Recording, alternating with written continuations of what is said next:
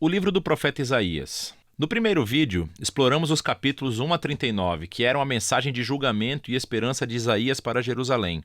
Ele acusou os líderes de Israel de rebelião contra Deus e disse que, através da Assíria e depois da Babilônia, o reino de Israel desmoronaria através do julgamento de Deus. E assim o capítulo 39 concluiu com Isaías prevendo a queda de Jerusalém para a Babilônia e o exílio. E 100 anos depois de Isaías, tudo isso aconteceu, tristemente. Mas a maior esperança de Isaías era uma nova Jerusalém purificada, onde o reino de Deus seria restaurado através do futuro rei messiânico e todas as nações se uniriam em paz. E assim, os capítulos 40 e seguintes exploram essa grande esperança. A primeira seção principal, dos capítulos 40 a 48, abre com um anúncio de esperança e conforto para Israel. As pessoas são informadas que o exílio babilônico acabou e que o pecado de Israel foi tratado. Uma nova era está começando. Então todos devem voltar para Jerusalém, onde o próprio Deus trará o seu reino e todas as nações verão a sua glória. Agora, vamos parar por um momento, porque esse anúncio de abertura levanta uma grande questão. Quem está dizendo tudo isso? De quem é a voz que ouvimos nessas palavras de esperança? A perspectiva do profeta nesses capítulos é a de alguém que vive após o exílio. Em outras palavras, no período de tempo descrito por Esdras Neemias.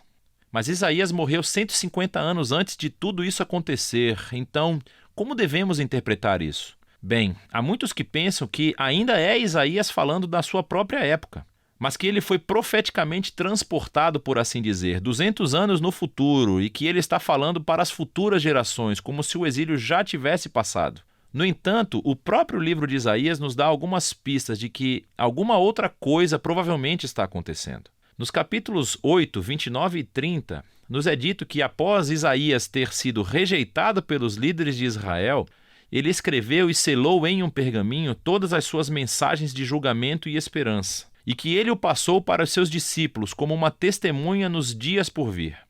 Por fim, Isaías morreu à espera de que Deus reivindicasse suas palavras. Agora, lembre-se, os capítulos de 1 a 39 foram projetados para nos mostrar que as previsões de julgamento de Isaías foram cumpridas no exílio. Ele é um verdadeiro profeta.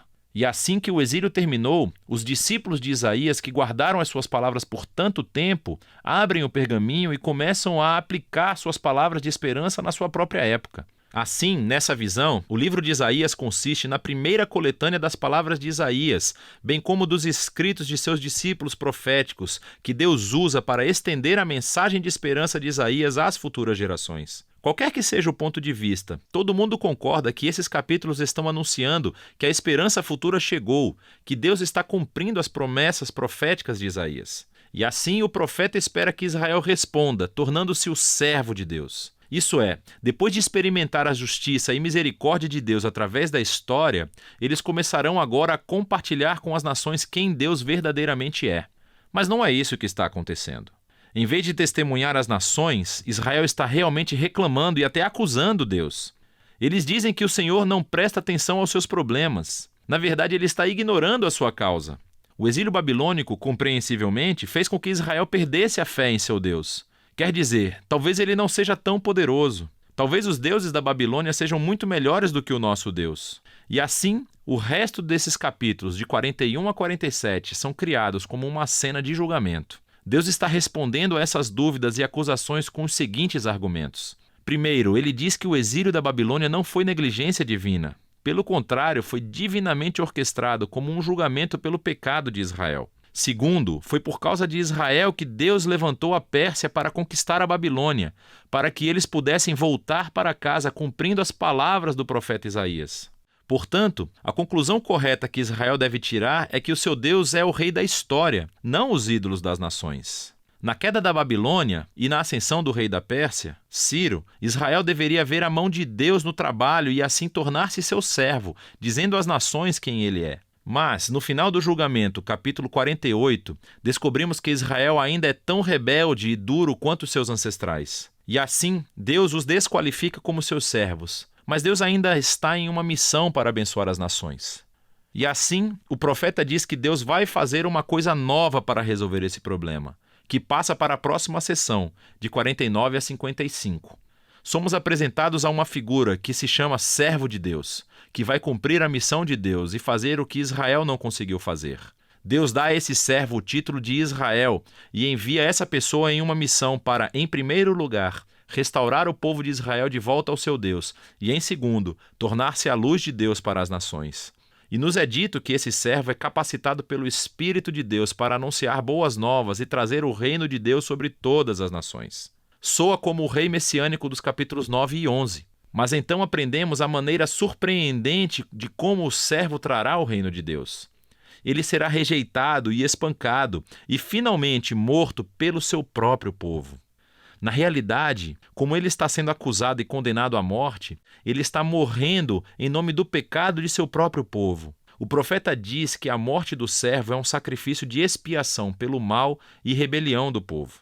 E depois da sua morte, de repente, o servo está vivo novamente.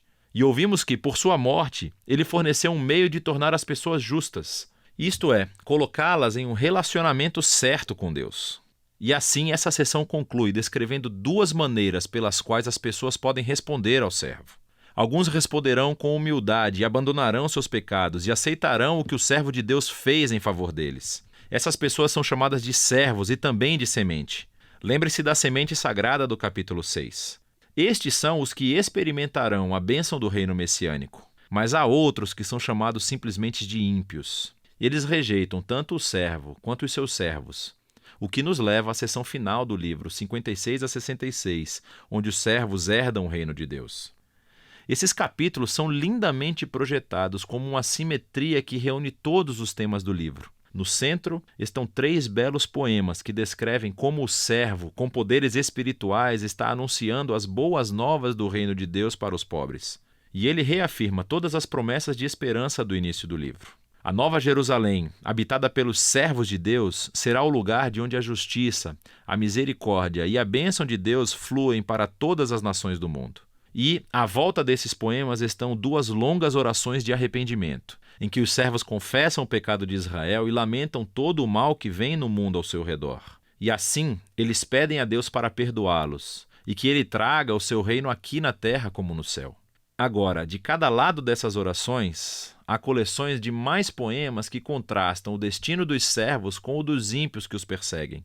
Deus diz que ele trará justiça a todos os que poluem o seu mundo bom com o seu mau egoísmo e idolatria, e que ele vai removê-los de sua cidade para sempre.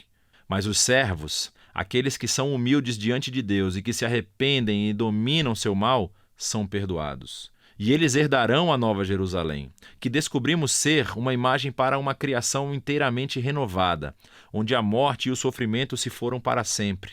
E isso nos leva ao quadro mais extenso dessa parte do livro. Nesse mundo renovado do reino de Deus, as pessoas de todas as nações são convidadas a se juntar aos servos da família da aliança de Deus, para que todos possam conhecer o seu Criador e Redentor. E assim, o livro de Isaías termina com uma visão muito grandiosa do cumprimento de todas as promessas da aliança de Deus.